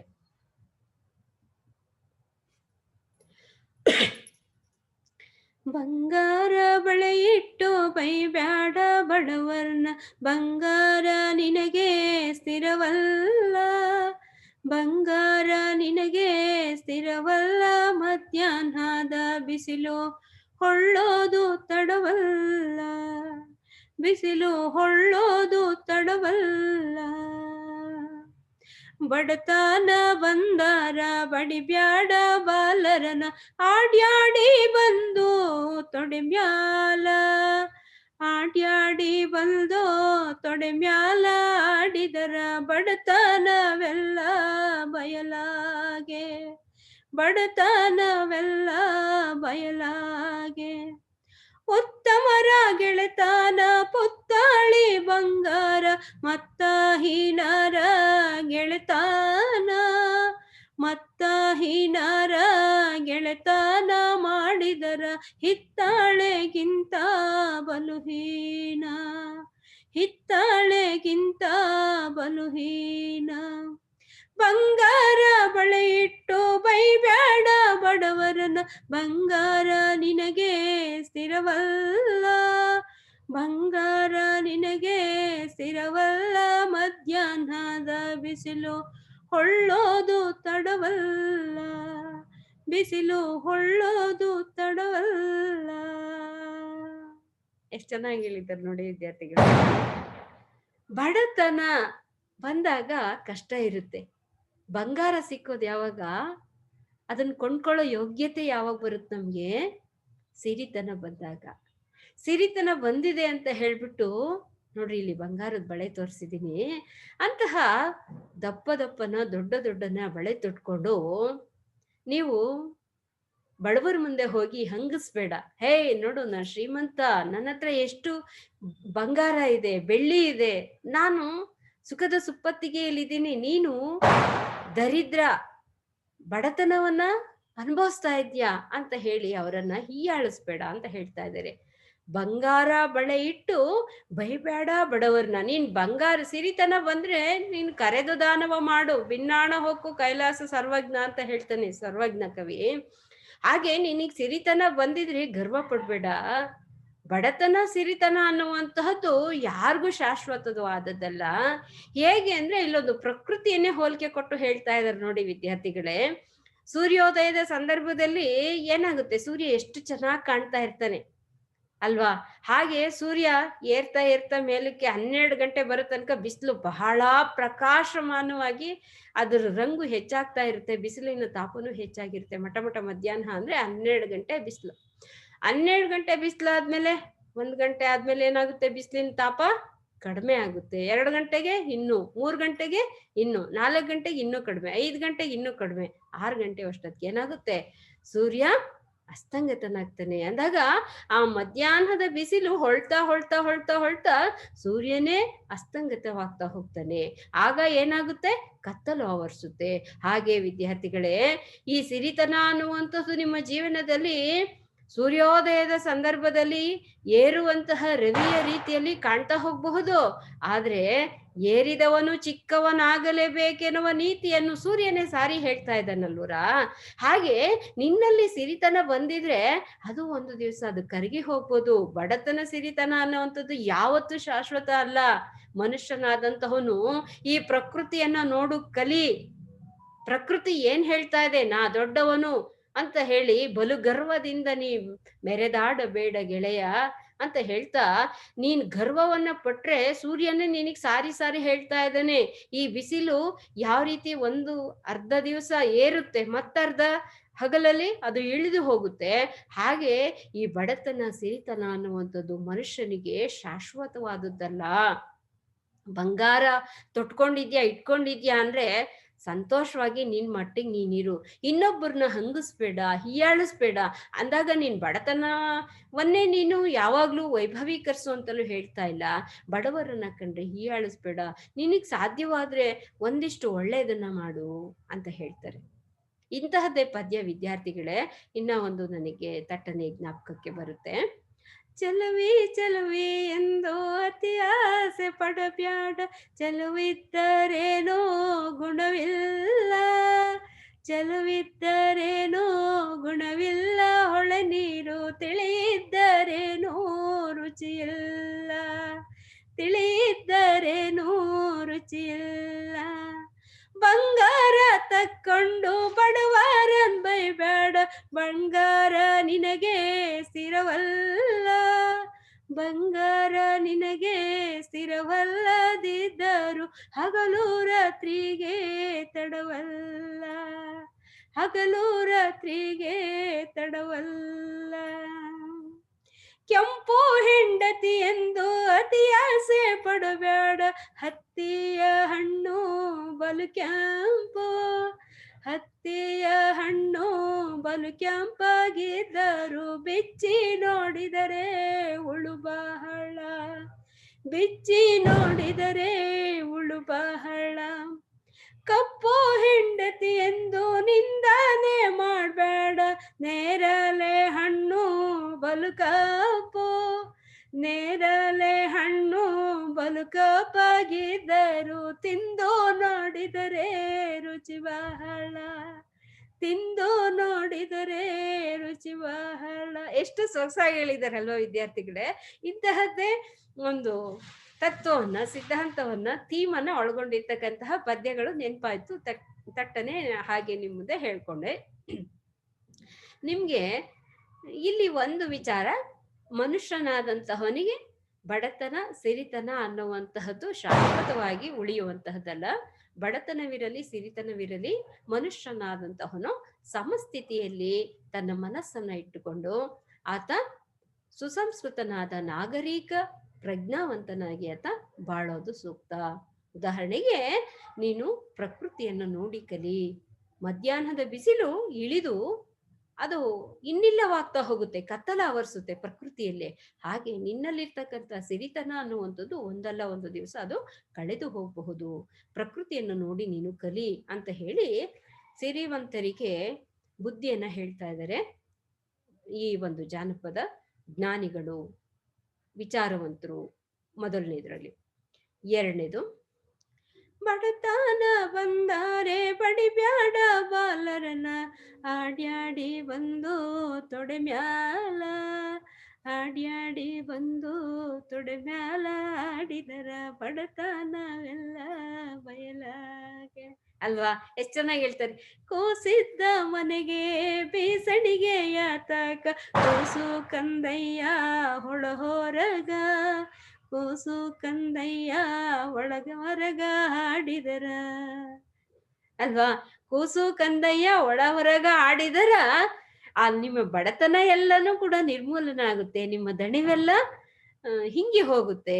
ಹಾಗೆ ಇಲ್ಲಿ ಹೇಳ್ತಾ ಇದಾರೆ, ಬಡತನ ಬಂದಾರೆ ಬಡಿಬ್ಯಾಡ ಬಾಲರನ. ಬಡತನಕ್ಕೆ ಪಾಪ ಮಕ್ಳಿಗೆ ಹಸುವು ಜಾಸ್ತಿ ಇರುತ್ತೆ, ಇನ್ನೇನೋ ಬೇಡಿಕೆಗಳಿರುತ್ತೆ. ಒತ್ತೊತ್ತಿಗೆ ಸರಿಯಾಗಿ ಚೆನ್ನಾಗಿ ತಾಯಿ ಪೌಷ್ಟಿಕಾಂಶಗಳ ಆಹಾರವನ್ನ ನೀಡಿದ್ರೆ ಆ ಮಕ್ಳು ಯಾಕೆ ಕೇಳವು? ಅಮ್ಮ, ನನಗೆ ಅವ್ರ ಮನೇಲಿ ನೋಡ್ರಿ ಹಬ್ಬ ಮಾಡವ್ರೆ, ನೀನ್ ಯಾಕಮ್ಮ ಮಾಡಿಲ್ಲ ಹಬ್ಬನ? ಅವ್ರ ಮನೇಲಿ ಹೊಸ ಬಟ್ಟೆ ಕೊಡ್ಸಿದಾರೆ, ನೀನ್ ಯಾಕಮ್ಮ ಕೊಡ್ಸಿಲ್ಲ? ಹೀಗೆ. ಅಥವಾ ಅವನು ಶಾಲೆಗೆ ಹೋಗ್ತಾನೆ, ನಾನು ಹೋಗಕ್ಕಾಗಲ್ಲ, ನನ್ನನ್ನು ಕಳ್ಸಮ್ಮ, ನನ್ಗೆ ಅದು ಬೇಕಮ್ಮ, ಇದು ಬೇಕಮ್ಮ, ಹಾಗೆ ಹೀಗೆ ಅಂತ ಹೇಳಿ ನೂರಾರು ವಿಚಾರಗಳನ್ನ ಮಕ್ಕಳು ನಿಮ್ ಮುಂದೆ ಬಂದು ಬೇಡಿಕೆಗಳನ್ನ ಇಡಬಹುದು, ಅಥವಾ ಇಡದೇನೂ ಇರಬಹುದು. ಈ ತನ್ನ ಹೊಟ್ಟೆವರಿಗೆ ತಾನು ಅಂತಹದ್ದನ್ನ ಈ ಮಕ್ಳಿಗೆ ಕೊಡ್ಸಕ್ಕಾಗಲ್ಲ ಅನ್ನುವಂತಹ ರೀತಿಯಲ್ಲಿ ಬಡತನಕ್ಕೆ ನನ್ಗೆ ಇಷ್ಟೊಂದ್ ಮಕ್ಳು ಯಾಕೆ ಕೊಟ್ಟ ಶಿವ ಅಂತ ಹೇಳ್ಬಿಟ್ಟು ಅವ್ರ ಬೆನ್ ಮೇಲೆ ನೀನ್ ಬಡಿಬೇಡ ತಾಯಿ, ಅವ್ರ ಹೊಟ್ಟೆ ಮೇಲೆ ನೀನ್ ಹೊಡಿಬೇಡ ತಾಯಿ. ಬಡತನ ಬಂದಿದೆ, ನೀ ಸಹಿಸ್ಕೋ, ಸ್ವಲ್ಪ ಸಹಿಸ್ಕೋ. ಯಾಕಂದ್ರೆ ಕತ್ಲಾದ್ಮೇಲೆ ಮತ್ತೆ ಬೆಳಕು ಬಂದೇ ಬರುತ್ತೆ. ಆ ಬಾಲಕರು ಮುಂದೆ ನಿನ್ನ ಬದುಕಿನ ವಿಶಾಲವಾದ ಆಲದ ವೃಕ್ಷದಂತೆ ನೆರಳನ್ನ ನೀಡಬಹುದು. ಯಾಕಂದ್ರೆ ಶಾರದಾದೇವಿಯವರು ಹೇಳ್ತಾರೆ, ಮಕ್ಕಳನ್ನ ಬೈಬಾರ್ದು, ಬಡಿಬಾರ್ದು. ಒಂದ್ ಕಡೆ ಗಾದೆ ಮತ್ತೆ ಹೇಳ್ತಾರೆ, ಮಕ್ಕಳನ್ನ ಬಡಿದ್ ಬೆಳ್ಸು, ನುಗ್ಗೆನ ಮುರಿದ್ ಬೆಳ್ಸು ಅಂತ ಹೇಳ್ತಾರೆ. ಆದ್ರೆ ಬಡಿಯೋದು ಅಂದ್ರೆ ಯಾವ ಅರ್ಥದಲ್ಲಿ? ಸಂಸ್ಕಾರ ಕೊಡುವಂತಹ ಪ್ರೀತಿಯ ಹಂತದ ನೆಲೆಯಲ್ಲಿ ಕುಸುರಿಯಂತೆ ಆ ಮಕ್ಕಳ ವ್ಯಕ್ತಿತ್ವ ವಿಕಸನಕ್ಕೆ ಬೇಕಾದಂತಹ ರೀತಿಯಲ್ಲಿ ನೀನು ಅವರನ್ನ ಹೊಡಿಬೇಡಿ. ಆದ್ರೆ ಒಟ್ಕಿಲ್ಲ ಅವ ನಂಗೆ ಒಂದು ತಿಟ್ಟಾಕು ಅಂತ ಅಂದಾಗ ನೀನು ಬಡಿಬೇಡ, ಹೊಡಿಬೇಡ. ಯಾಕಂದ್ರೆ ಆ ಮಕ್ಕಳು ಓಡೋಡಿ ಬಂದು ಆಡಿ ಬಂದು ನಿಮ್ ತೊಡೆ ಮೇಲೆ ಕೂತಿದ್ರೆ ಬೀಸಣಿಗೆ ಗಾಳಿ ಸುಳಿದಂತಹ ರೀತಿಯಲ್ಲಿ ಮನೆಯೆಲ್ಲ ತಂಪಾಗ್ತಾ ಹೋಗುತ್ತೆ ಅಲ್ವಾ? ತೊಟ್ಟಿಲ ಬೀಸುವಂತಹ ಸುಳಿಗಾಳಿ ನಿಮ್ಮ ಬದುಕಿನಲ್ಲಿ ನವಿರಾದ ಗಾಳಿಯಾಗುತ್ತೆ. ಮಕ್ಕಳಿರಲವ ಮನೆ ತುಂಬಾ ಅಂತಲೂ ಕೂಡ ಹೇಳ್ತಾರೆ. ಮಕ್ಕಳು ನಮ್ಮ ನಾಗರಿಕತೆಯ ಬದುಕಿನ ಸಮೃದ್ಧತೆಯ ಒಂದು ಸಂಕೇತ. ಯಾಕಂದ್ರೆ ಮಕ್ಕಳೇ ಬಾಳಿನ ಬೆಳಕು, ಕಣ್ಣು, ಆಸ್ತಿ, ಜೀವನ ಎಲ್ಲವೂ ಆಗಿರ್ತಾರೆ. ಅಂತಹ ಮಕ್ಕಳನ್ನ ನೀನು ತುಂಬು ಪ್ರೀತಿಯಿಂದ, ಬಡತನ ಇರಬಹುದು, ಬಡತನದಲ್ಲಿಯೇ ನೀನು 3 ಹೊತ್ತು ಉಣ್ಣತನ ಒಂದೇ ಹೊತ್ತು ಊಟಕ್ಕಿಡೋರ್ಗೆ ಅಥವಾ ಒಂದು ಹಂಬಲಿಯನ್ನ ಕೊಡು. ಆದ್ರೆ ಪ್ರೀತಿಯ ಸಂಸ್ಕಾರವನ್ನ ಮಾತ್ರ ನಿನ್ನ ಹೃದಯದಿಂದ ಕಸಿದುಕೊಳ್ಬೇಡ. ಮಕ್ಕಳಾದಂತಹವರಿಗೆ ಪ್ರೀತಿಯ ನವಿರು ಭಾವನೆಯನ್ನ ನೀನು ಸ್ವಾಭಿಮಾನದ ಛಲವನ್ನ ಕಲಿಸು ಅಂತ ಹೇಳ್ತಾರೆ. ಆ ಛಲವನ್ನ ಮಕ್ಕಳಾದಂತಹವರು ರೂಢಿಸ್ಕೊಳ್ಬೇಕು, ಬಾಳಿಸ್ಕೊಳ್ಬೇಕು ಅಂತ ಹೇಳ್ತಾರೆ. ಆಡಿ ಬಂದು ತೊಡೆ ಮ್ಯಾಲ ಆಡಿದರ ಬಡತನವೆಲ್ಲ ಬಯಲಾಗುತ್ತೆ ಅಂದ್ರೆ ಇನ್ನಿಲ್ಲವಾಗುತ್ತೆ, ಮರ್ತೋಗ್ಬಿಡುತ್ತೆ. ಅಯ್ಯೋ, ಎಷ್ಟೋ ಜನ ಶ್ರೀಮಂತರಿರ್ತಾರೆ, ಅವರಿಗೆ ಮಕ್ಕಳೇ ಇರೋದಿಲ್ಲ. ಅವರು ಎಲ್ಲಾ ವಸ್ತುಗಳ ಮಧ್ಯೆ ಅವರು ಒಂದು ವಸ್ತುಗಳ ರೀತಿಯಲ್ಲಿ ಬಾಳ್ತಾ ಇರ್ತಾರೆ. ಅಥವಾ ಮಕ್ಳಿದ್ರು ಕೂಡ ಅವರನ್ನ ಯಾರೋ ಆಯಗಳು ಅಥವಾ ಬೇರೆ ಯಾರೋ ಸೇವಕರು ನೋಡ್ಕೊಳ್ತಾ ಇರ್ತಾರೆ, ಅಥವಾ ಇನ್ಯಾವುದೋ ಶಾಲೆಗಳಿಗೆ ಸೇರ್ಸಿರ್ತಾರೆ. ಆ ಮಕ್ಕಳ ಮುಖವನ್ನೇ ನೋಡಿ ಎಷ್ಟೋ ವರ್ಷಗಳಾಗೋಗಿರುತ್ತೆ. ಇಂತಹ ಸಂದರ್ಭದಲ್ಲಿ ಮಕ್ಕಳ ವಾತ್ಸಲ್ಯವನ್ನ, ಲಾಲಿತ್ಯವನ್ನ ಅನುಭವಿಸುವಂತಹ ತಾಯ್ತನದ ಸುಖವನ್ನೇ ಅವರು ಅನುಭವಿಸ್ತಾ ಇರಲ್ಲ. ಎಲ್ಲ ಬರೀ ಪ್ರತಿಷ್ಠೆಗೋಸ್ಕರ ಎಷ್ಟೋ ಜನ ತಾಯಂದ್ರು ತನ್ನ ಮಕ್ಕಳಿಗೆ ಎದೆ ಹಾಲನ್ನು ಕುಡಿಸಿದ್ರೆ ತನ್ನ ಸೌಂದರ್ಯ ಹಾಳಾಗಿ ಹೋಗುತ್ತೆ ಅನ್ನುವಂತಹ ಸೊಗಲಾಡಿತನದ ಹೆಣ್ಮಕ್ಳು ಕೂಡ ಇತ್ತೀಚಿನ ದಿವಸಗಳಲ್ಲಿ ಕಾಣ್ತಾ ಹೋಗ್ತಿದ್ವಿ. ಅಂತಹದ್ದಲ್ಲ, ಬಡತನ ಅನ್ನುವಂತಹದ್ದು ಮಗುವಿನ ಒಂದು ಪಾಲನೆ ಪೋಷಣೆಗೆ ಅಡ್ಡಿ ಬರಬಾರ್ದು. ಯಾವುದೇ ರೀತಿ ಆದ್ರೂ ಕೂಡ ಆ ಒಂದು ಪ್ರೀತಿಯ ಬಾಂಧವ್ಯದಲ್ಲಿ ಎಲ್ಲವೂ ಕೂಡ ಬಯಲಾಗಿ ಹೋಗುತ್ತೆ ಅನ್ನುವಂತಹ ವಿಚಾರವನ್ನ ಇಲ್ಲಿ ಹೇಳ್ತಾ ಇದ್ದಾರೆ ವಿದ್ಯಾರ್ಥಿಗಳೇ. ಹಾಗೆ ಸ್ನೇಹತ್ವ ಅನ್ನುವಂಥದ್ದು ಯಾವ ರೀತಿ ಇರಬೇಕು ಅಂತ ಮುಂದುವರೆದ ಪದ್ಯದಲ್ಲಿ ಹೇಳ್ತಾರೆ. ಉತ್ತಮರ ಗೆಳೆತನ ಪುತ್ತಾಳಿ ಬಂಗಾರ, ಮತ್ತ ಹೀನರ ಗೆಳೆತನ, ಮತ್ತ ಹೀನರ ಗೆಳೆತನ ಮಾಡಿದರೆ ಹಿತ್ತಾಳೆಗಿಂತ ಬಲುಹೀನ. ಉತ್ತಮರ ಗೆಳೆತನ ಹೇಗಿರುತ್ತೆ ಅಂದ್ರೆ ನೋಡ್ರಿ, ಇಲ್ಲೊಂದು ಬಂಗಾರದ ಪುತ್ಥಳಿ ತೋರಿಸಿದ್ದೀನಿ. ಪುತ್ಥಳಿ ಅಂದ್ರೆ ಪ್ರತಿಮೆ, ಬುದ್ಧನ ಪ್ರತಿಮೆನೆ ತೋರಿಸಿದ್ದೀನಿ. ಅಂತಹ ಉತ್ತಮರ ಗೆಳೆತನ ಬಂಗಾರದ ಪುತ್ಥಳಿ ಅಂತ ಇರುತ್ತೆ. ಬಂಗಾರ ಹೇಗಿರುತ್ತೆ? ಹೊಳಪಾಗಿರುತ್ತೆ. ಯಾವತ್ತು ಎಲ್ಲೇ ಬಿದ್ದಿದ್ರು ಅದು ಹೊಳೆಯೋ ಗುಣವನ್ನ ಅದು ಬಿಟ್ಟಿರೋಲ್ಲ. ಅಲ್ವಾ? ಆದ್ರೆ ಅದೇ ಹಿತ್ತಾಳಿನ ತಗೊಂಬಂದು ನೀವೆಲ್ಲಾದ್ರೂ ಪ್ರಕೃತಿಲಿ ಹೊರಗಡೆ ಮನೆಯಿಂದ ಹೊರಗಡೆ ಎಲ್ಲಾದ್ರೂ ಹಾಕಿ ನೋಡ್ರಿ, ಅಥವಾ ಮನೆ ಒಳಗಡೆನೆ ಇದ್ರೂ ಕೂಡ ಅದು ಗಾಳಿ, ಮಳೆ, ಬಿಸಿಲು ಇಂತಹ ವಾತಾವರಣದಲ್ಲಿ ಬೇಗ ಕಿಲ್ಬಿಡುತ್ತೆ. ಅಲ್ವಾ? ಕಿಲ್ಬಿಡಿಯೋದು ಅಂದ್ರೆ ಹಸಿರಾಗುವಂಥದ್ದು. ಅದಕ್ಕೆ ಮತ್ತೆ ಉಪ್ಪು, ಹುಳಿ, ಹುಣಸೆ ಹಣ್ಣು ಎಲ್ಲ ಹಾಕಿ ತಿಕ್ಕಿ ತಿಡ್ದಾಗ್ಲೇ ಅದು ಬೆಳಗಾಗೋದು. ಆದ್ರೆ ಬಂಗಾರ ಹಾಗಲ್ಲ. ಅದು ಯಾವಾಗ್ಲೂ ಒಂದೇ ಸಮಾನವಾಗಿರುತ್ತೆ. ಹಾಗೆ ಸಜ್ಜನರು ಅನ್ನುವಂತಹವರು ಯಾವಾಗ್ಲೂ ಬಂಗಾರದ ಪುತ್ಥಳಿ ಅಂತಿರ್ತಾರೆ. ಈ ಹೀನರು ಹೇಗಿರ್ತಾರೆ ಅಂದ್ರೆ ಹಿತ್ತಾಳಿ ತರ ನೋಡೋದಿಕ್ಕೆ ಬೆಳಗ್ದಂಗ್ ಮಾತ್ರ ಹೊಳಪಾಗಿರ್ತಾರೆ. ಮತ್ತೆ ಅವು ಸ್ವಲ್ಪ ಅವಕಾಶ ಸಿಕ್ದಾಗ ಅವರು ಹೀನವಾಗಿ ಹೋಗ್ತಾರೆ. ಹಾಗೆ ಗುಣ ನೋಡಿ ಗೆಳೆತನ ಮಾಡುವು ಅಂತ ಹೇಳ್ತಾರೆ ನೋಡಿ. ಸಜ್ಜನರ ಸಂಘವುದು ಹೆಜ್ಜೆಯನ್ನು ಸವಿದಂತೆ ಅಂತಲೂ ಕೂಡ ಹೇಳ್ತಾರೆ.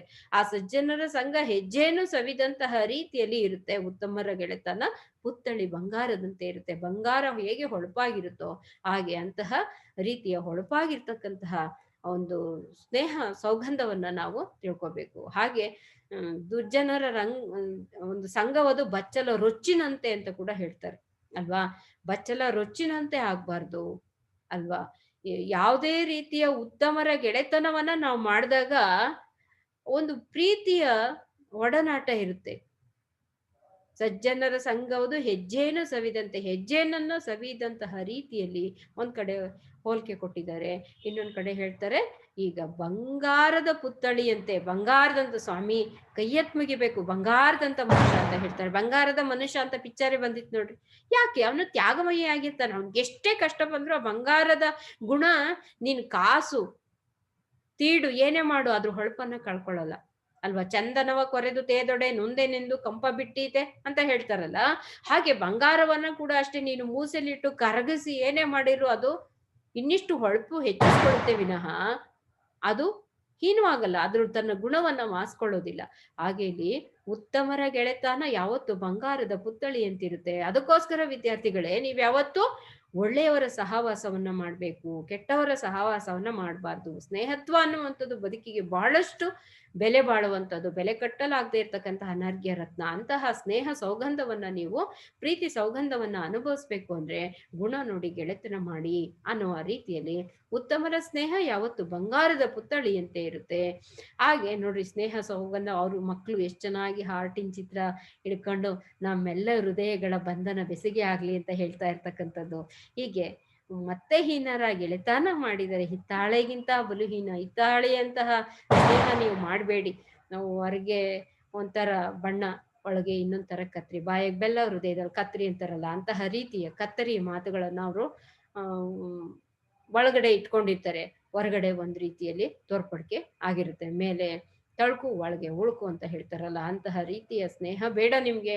ನಿಜವಾಗಿಯೂ ಎಂತಹ ಕಷ್ಟ ಬಂದ್ರು ಕೂಡ ಕೈ ಹಿಡಿಯುವಂತಹ ನ್ಯಾಯ, ನೀತಿ, ಧರ್ಮ, ನಿಷ್ಠೆಯನ್ನ ಅವನು ಬಿಡದೇ ಇರ್ತಕ್ಕಂತಹ ಬಂಗಾರದಂತಹ ಸದ್ಗುಣಗಳನ್ನ, ಮೌಲ್ಯಗಳನ್ನ ಇಲ್ಲಿ ನೀವು ಹೊಂದಿರ್ಬೇಕು ಅಂತ ಹೇಳಿ ಎರಡು ಲೋಹಗಳನ್ನ ಹೋಲಿಕೆಯಾಗಿ ಕೊಟ್ಟು ಹೇಳ್ತಾ ಇದ್ದಾರೆ. ವಿದ್ಯಾರ್ಥಿಗಳೇ, ನಿಮ್ಮ ಸ್ನೇಹ ಸೌಗಂಧವೂ ಹೀಗೆ ಇರ್ಲಿ. ನೀವೆಲ್ಲ ಸ್ನೇಹಿತರು ಮತ್ತೆ ಕಾಲೇಜಿಗೆ ಒಂದು ಇಂತಹ ಸ್ನೇಹ ಸೌಗಂಧವನ್ನ ಸವಿರಿ ಅಂತ ಹೇಳ್ತಾ ಇವತ್ತಿನ ಅವಧಿಗೆ ಮುಗಿಸ್ತೀನಿ. ನೋಡ್ರಿ, ಎರಡನೇ ಚಿತ್ರದಲ್ಲಿ ಬಡತನದಲ್ಲಿ ತಾಯಿ ಹಂಬಲಿಸ್ತಾ ಇರ್ತಕ್ಕಂಥದ್ದು, ಇನ್ನೊಂದ್ ಕಡೆ ಬಡತನ ಇರ್ಲಿ ಸಿರ್ತನ ಇರ್ಲಿ ತಾಯಿ ತನ್ನ ಮಕ್ಕಳಿಗೆ ವಾತ್ಸಲ್ಯವನ್ನು ಹಂಚ್ತಾ ಇರ್ತಕ್ಕಂಥದ್ದು. ಹೀಗೆ ಎಲ್ಲ ವಿಚಾರಗಳನ್ನ ಜಾನಪದ ಸಾಹಿತ್ಯದಲ್ಲಿ ಬಹಳಷ್ಟು ಸೊಗಸಾಗಿ ಹೇಳಿದ್ದಾರೆ ವಿದ್ಯಾರ್ಥಿಗಳೇ. ಇನ್ನೂ ಮುಂದುವರೆದ ಭಾಗ, ಒಟ್ಟು 15 ಪದ್ಯ ಸ್ಟ್ಯಾನ್ಸಗಳಿದಾವೆ ನಿಮ್ಗೆ. ಇದನ್ನ ತಿಳ್ಕೊಳ್ಳೋಣ. ಇವತ್ತಿನ ಅವಧಿಗೆ ಇಷ್ಟು ಸಾಕು ವಿದ್ಯಾರ್ಥಿಗಳೇ. ಧನ್ಯವಾದಗಳು. ಚೆನ್ನಾಗಿ ಓದ್ಕೊಳ್ಳಿ.